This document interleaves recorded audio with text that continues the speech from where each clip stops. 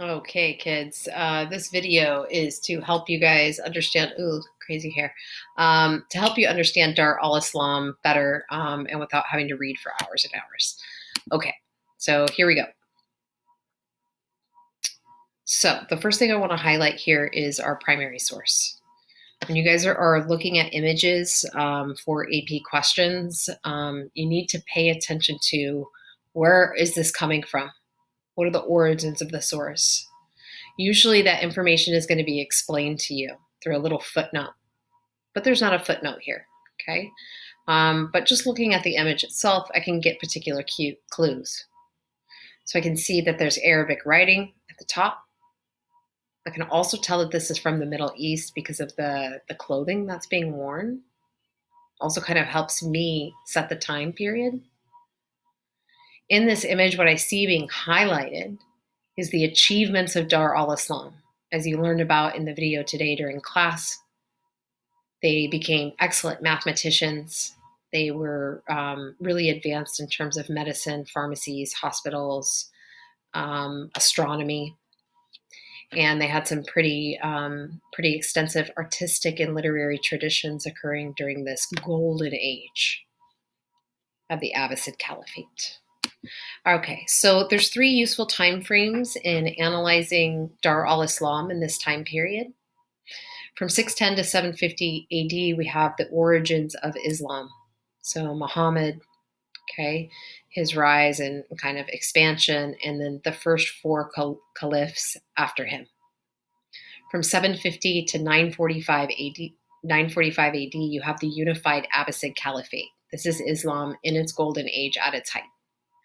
From 945 to 1258 AD, you start to see that Abbasid Caliphate starting to fragment, starting to break apart into regional centers. Finally, in 1258 AD, Baghdad, the capital, is sacked by the Mongols, and really the Mongols are invading big time. And this will kind of seal the destruction of Islam at this time. CDI, cultural developments and interactions. So remember, you need to understand how is the Islamic faith is influencing this region. You also want to be able to name and explain two specific political entities that are rising out of the Abbasid Caliphate. I'm going to talk about the Mamluks in Egypt. I'm going to talk about the Delhi Sultanate in India as two new political entities, both of which were dominated by Turkic peoples, so people from the region of Anatolia or modern-day Turkey. I'll point that out to you on a map. Prior, the Abbasid Caliphate had been primarily ruled by Arab and Persian peoples. These new political entities of the Mamluks and the Delhi Sultanate, they demonstrate continuity, innovation, and diversity. Muslim rules continuing to expand across Asia and Africa by different means, by military expansion and by the activities of merchants and traders, also through conscientious activities of missionaries intending to spread the religion, such as Sufis. There's also some pretty significant intellectual innovations and transfers that we need to be able to list and explain. Okay, we'll get into this. Let's go. So your task as I go through this video is to try to take notes on all of these terms. I want you to be able to use these terms in your own writing, okay, and use them as examples and know what each one of them means. So you're taking notes on what the word means, but also how it's significant to this topic, okay, really as much as you can about it.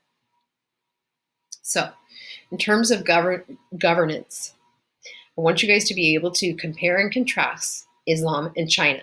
Really important, okay? It's not about just describing these empires, it's seeing how they're similar and how they're different during this time period.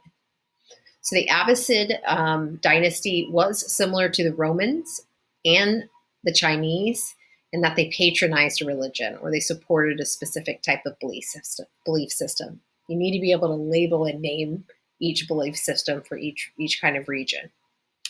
So they're patronizing Islam. And what does patronize mean? Patronize just means to support. Islam becomes a major religion. I showed you how quickly and rapidly it spreads. Partially this is because it has a very egalitarian message that gets across all social classes. The Abbasids were different from the Romans and Chinese, however, because they couldn't withdraw their support from their religion in the way that Chinese and Roman rulers sometimes would. Okay, so remember I talked about a really, really loose concept of the mandate of heaven, that the Chinese adhered to certain principles of, Confucianism and Buddhism, but there wasn't one specific god or doctrine they were really locked into. It's different in the Abbasid dynasty because the caliph's primary role is religious. And there's no backing away from that. So the first 4 caliphs were chosen from different clans based on ties to Muhammad. So these were people who actually knew and worked and lived with Muhammad. After that, you have 661 to 750 AD. All of the caliphs were coming from one clan, the Umayyads. I'll show you them on a map. It's important that you guys understand that Islam builds upon Christianity as an Abrahamic religion, as highlighted today in class. So Muhammad is the last of a series of prophets. Noah, Abraham, Moses, Jesus, Muhammad. They have a specific holy text that you need to know, the Quran. You see that in a source, you need to be able to identify it immediately, just like you'd be able to identify the Bible for Christians. Know what kind of document that is. That's a seriously religious text for Islamic people, for Muslims. You also have another important text here. This is a collection, essentially, of Muhammad's speech, things that he said during his life and his actions. That's recorded in the Hadith. They study that and try to live by his example. Remember that the religion of Islam is monotheistic. They believe in one supreme God, that is Allah. And they do stress individual choice to serve that one supreme God, just like Judaism and Christianity. This religion, like Christianity and Judaism, also stresses circumcision for males. So that's something that they all share. Women had it perhaps in ways a little bit better than women in China, but not entirely. Islam developed out of the context of ancient Bedouin culture. So these are the indigenous people of the region. And the Bedouin people are like nomadic people, and they were responsible for protecting the honor of their wives and daughters. We do see women assuming a subordinate role to men in Islam that is similar to Christianity and to what we saw with Confucianism. Muhammad did recognize men's role to basically repudiate their wives. But he did do some things that are noted to have improved the status of women in that region during that time. He limited the numbers of wives a man could have to 4. And this made sure that, those 4 women were looked after and they received more attention. Also banned the practice of killing female babies. So there was no preference for whether you were having a male or female child. He is credited for instructing female visitors to receive guests with a veil to cover their face. So that's where you see the beginning of the burqas in the Islamic faith. Jihad is a concept I need you to understand. Take notes on this. This means holy war. So this is part of the culture of Islam, belief system of Islam. First, Muhammad was from Mecca, a city in present-day Saudi Arabia. Then he had to move to Medina as he was, making his testimony to the public. Not everybody was a fan, okay? He moved to Medina because of clan threats. Medina is also a very famous city, Islamic city. If we could talk about, Muhammad as a man, first he's a merchant, he's a trader. Then he becomes a religious prophet. Then he becomes a general of an army. So, pretty serious there. 642, he fought a battle against the residents of Mecca, where he was first from. And he's citing jihad, holy war, okay? To spread the faith, he's justifying this war. When he gets to Mecca, the pilgrimage center in Mecca, at the Kaaba, he removes the tribal images. This becomes a very, very, very holy site for Muslims. I want you to understand that jihad is not always interpreted as actual physical battle against non-Muslims. Many modern Muslims use the word jihad or holy war to reflect on an internal struggle, an internal spiritual struggle. Our first four caliphs went on to conquer the whole Arabian Peninsula. And then again, the Umayyads go on all the way up to Spain. So the 5 pillars of faith were introduced to you through the video, through the video today, my bad. And those 5 pillars that every Muslim must do is 1, declare publicly that there's only one God and that God is Allah. 2, they must pray 5 times a day facing Mecca. 3, they need to give 2 to 3% of their earnings to the poor. 4, they need to fast during the daylight hours of Ramadan. And then 5, they need to complete the Hajj, or the pilgrimage to Mecca, to that ancient city of Muhammad, and walk around the Kaaba 5 times. Okay, there are divisions in Islam, 2 major branches that emerge, the Sunni and the Shiite. This is in relation to how power is passed down, how power is transferred. So the Sunnis believe that the community should choose the next leader when a caliph dies. The Shiites believe that leadership should stay within Muhammad's lineage or family. That Umayyad Caliphate that I was talking about after the first 4 caliphs, you can see here all the territory that they've gathered. Pretty extensive. And again, all the way up into Europe. Actually, that's the foothold of France there. They will hold on to this territory, by the way, Muslims, until 1492. Ooh, that's an important date. Okay. The capital originally was at Damascus for the Umayyads. That's in Syria. Damascus was destroyed in the Syrian Civil War recently, like totally destroyed. And it was a seriously ancient relic people. Okay, very, very sad. They chose Arabic as the language of the empire. Again, go on to conquer North Africa, Spain. This is Spain. This is modern-day Portugal.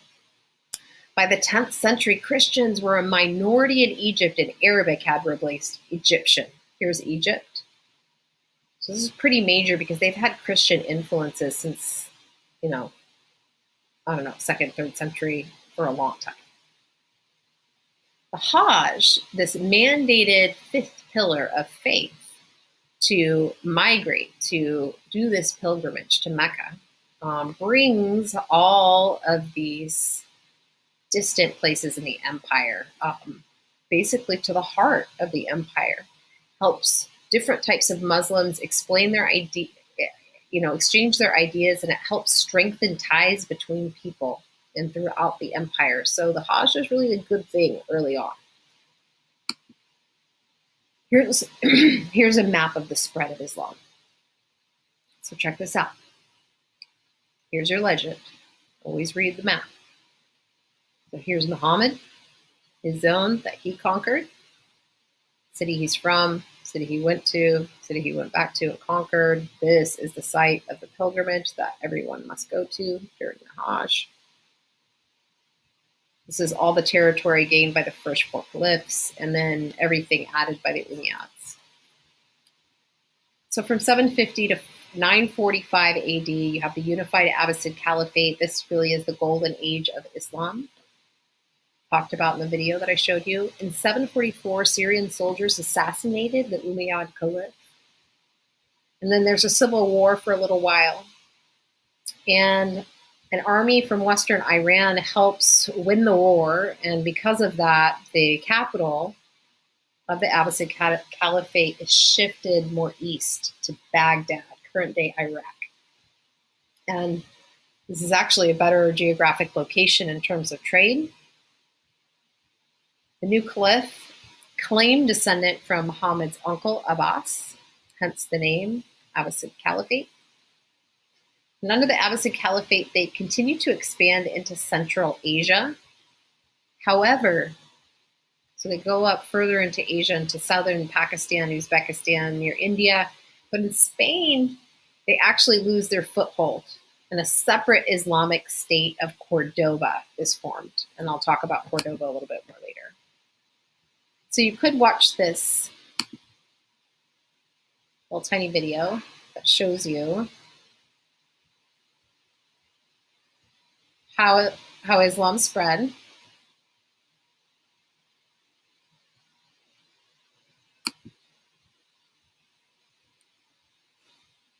You see all the different, there's really a lot of different caliphates.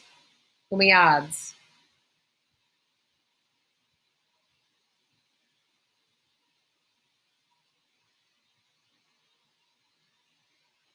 Going all the way up into Europe.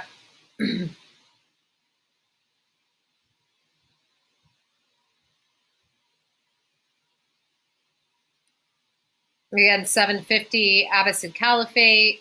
And then if we popped forward, what we'd see is that totally starts to break apart, okay?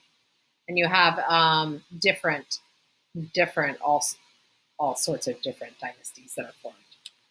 Okay, moving forward though. Intellectual innovations that you want to know.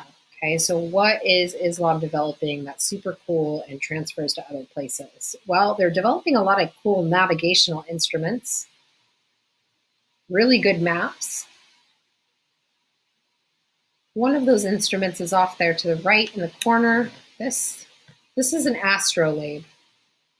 This gives somebody their specific location in terms of latitude. So this helped people find Mecca for the Hajj. It also helped people kind of orient themselves to face Mecca to pray. Baghdad becomes a very key location as the capital city of the Abbasid Caliphate. This is because it's at the crossroads of Asia, Europe, and Africa. Multicultural city. There's Jews, there's Christians, there's Muslims all living together, sharing ideas. So ideas are just booming. What we see happening in Baghdad is a huge translation movement. They're translating ancient Greek and Roman texts, exactly what the Catholic Church is trying to bury in Europe at this time during the Dark Ages there. It's actually because of these Muslim empires that much of that knowledge was saved and then transmitted back to Europe for them to have their own Renaissance later. There's a lot of low-cost paper that's being produced within the Abbasid Caliphate. That technology is actually transferred from China. So Muslim traders learn it on the Silk Roads when they're trading with China, and then they bring that knowledge back. And then we have these two figures. He invents algebra, Al-Khwarizmi, and then Nasir al-Din al-Tusi develops trigonometry. So really advanced mathematics is coming out of this region and then being transferred to other regions such as Europe. The Hajj, again, really important because it pushes Muslims to adopt the best navigational instruments, the best maps, and the best transportation devices. They want to make that pilgrimage as quick as possible, and everyone's expected to do it. So this is all of a sudden mandating people to travel a lot. And all these things develop in response to that, and then they're shared with Europe.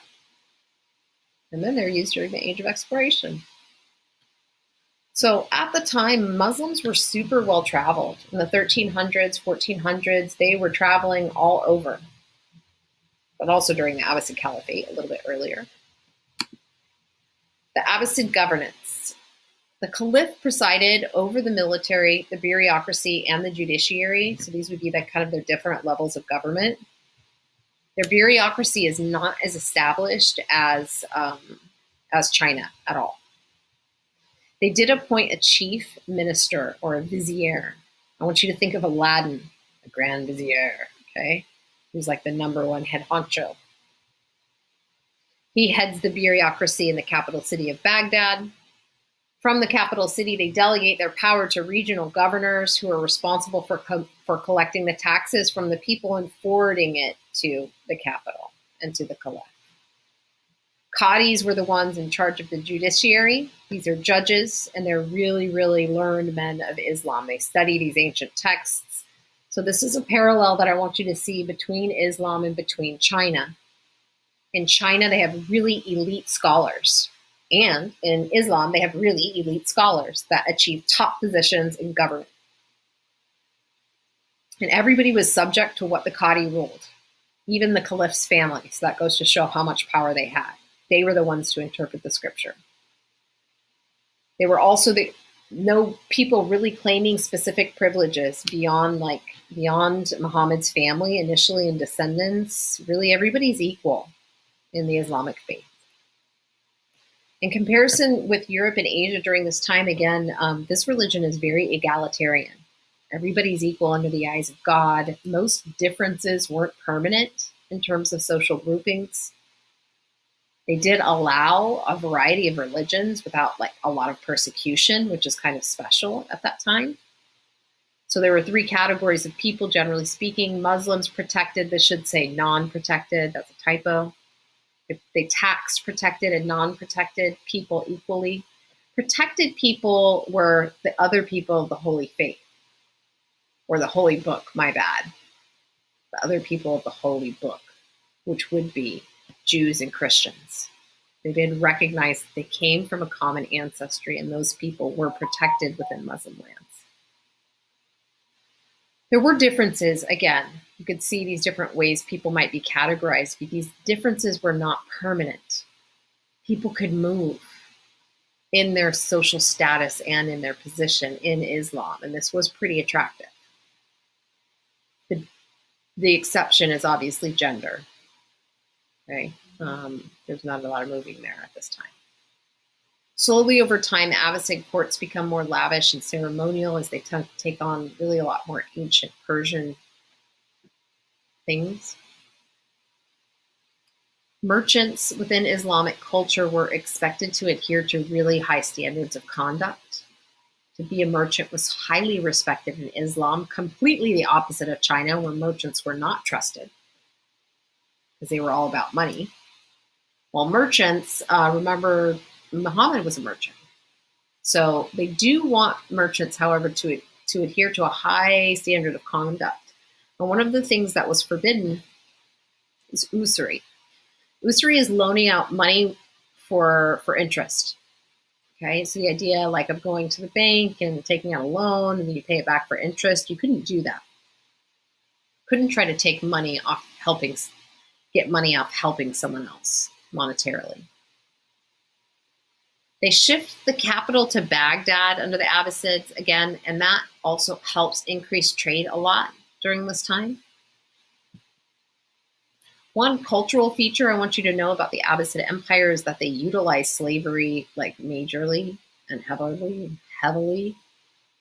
This is kind of a common theme that I have to talk about in terms of Muslims for a while. So capturing of slaves.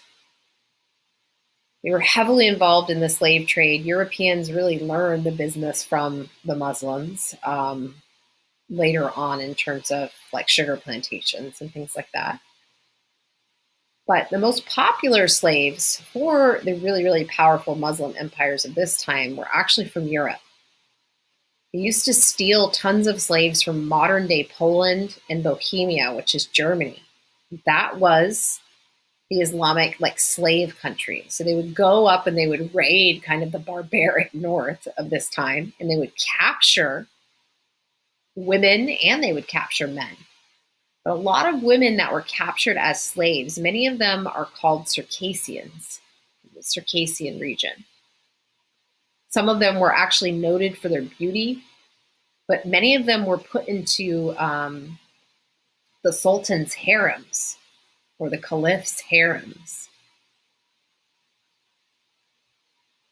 So although Islam stressed the equality of all believers, slavery is something that continues. It's a continuity. It existed before Muhammad and it exists after Muhammad. The religion doesn't do that much to change it. They continue practicing it. Even if you were converted to Islam, you were not freed unless your master freed you.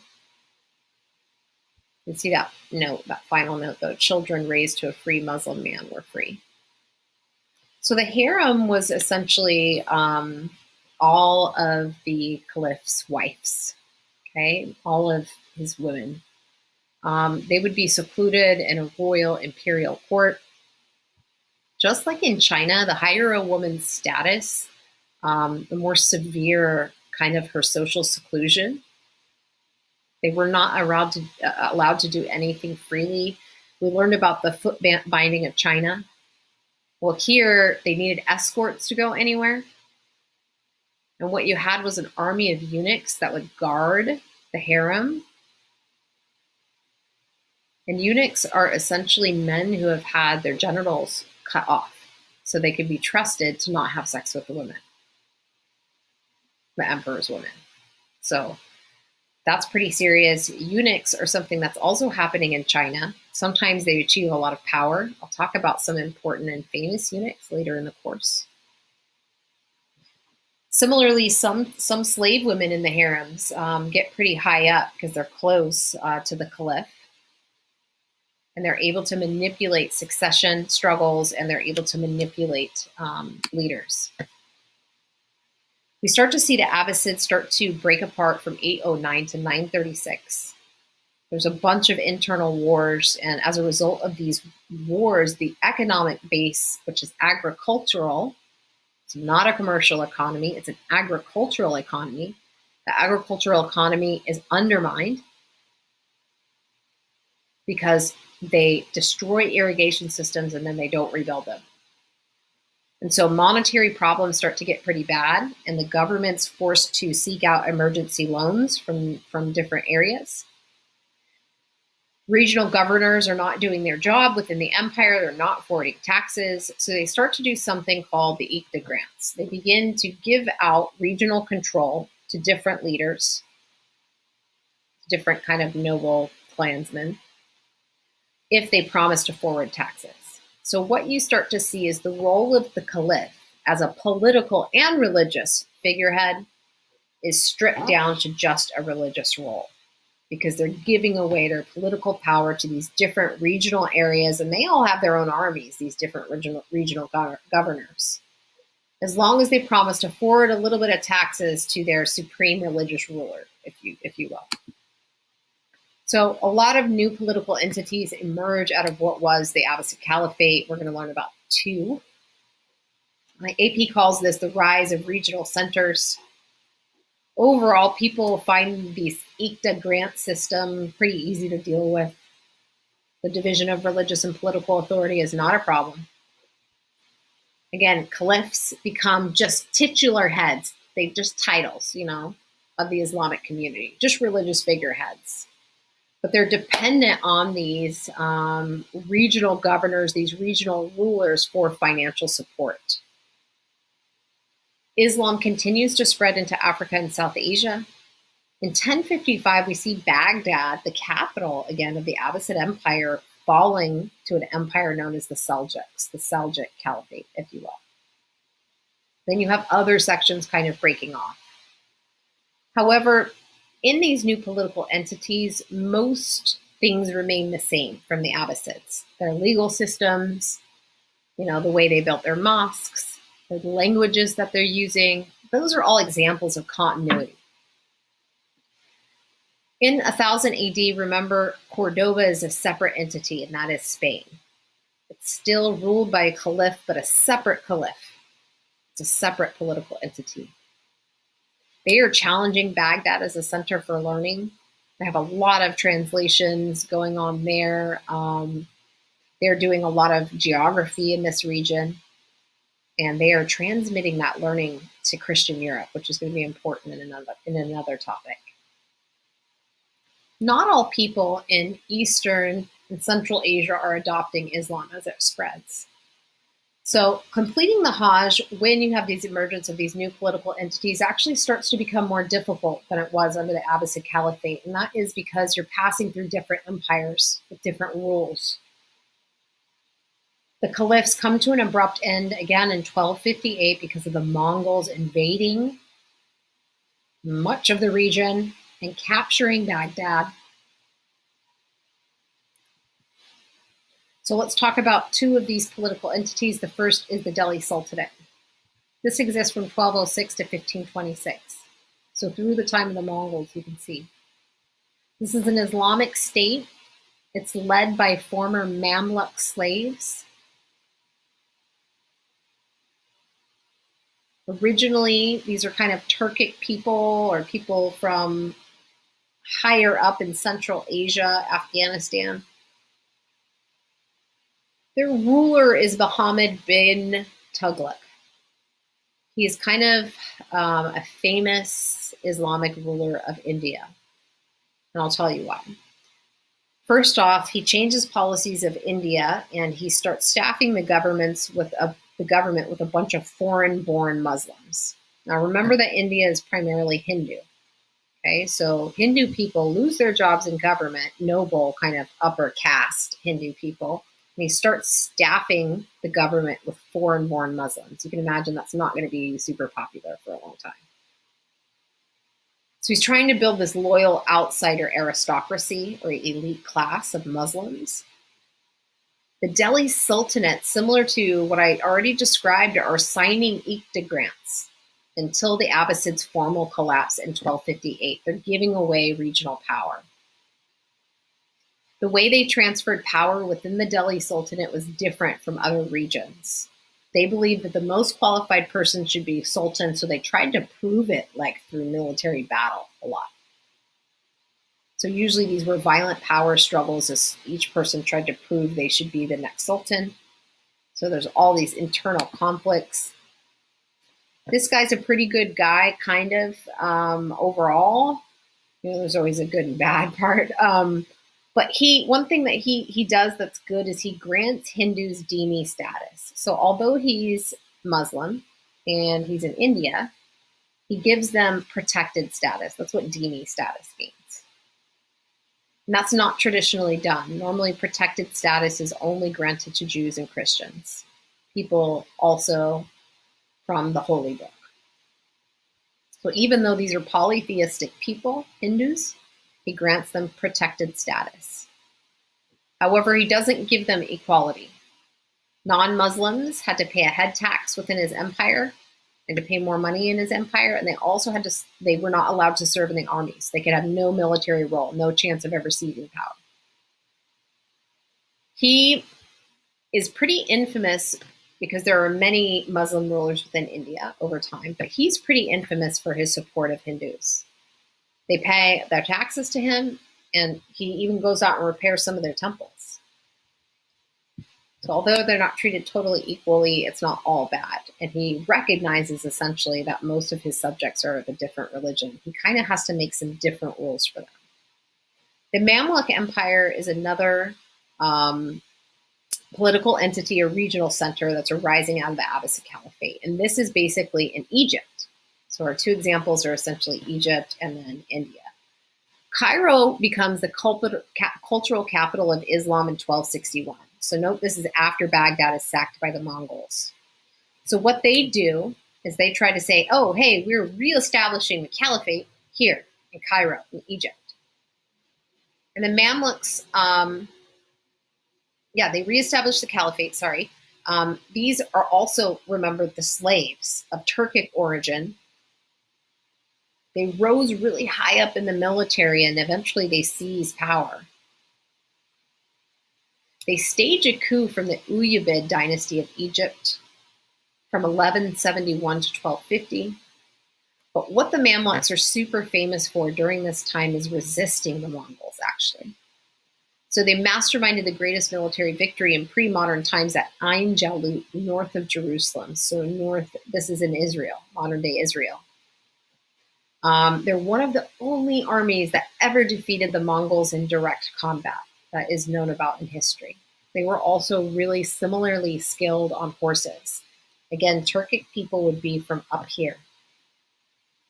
So this is a region of horses, not camels, like North Africa. So these horses would have been a big deal and something that all Turkic people would have learned to ride. Remember, Muslims went up there and they would steal people, okay? And so that's what they did. They shoved them into their army sometimes. Although these Mamluk slaves were not originally Muslim, they converted to Islam and they protected the Muslim world during this time. And they saved Jerusalem from destruction at that time.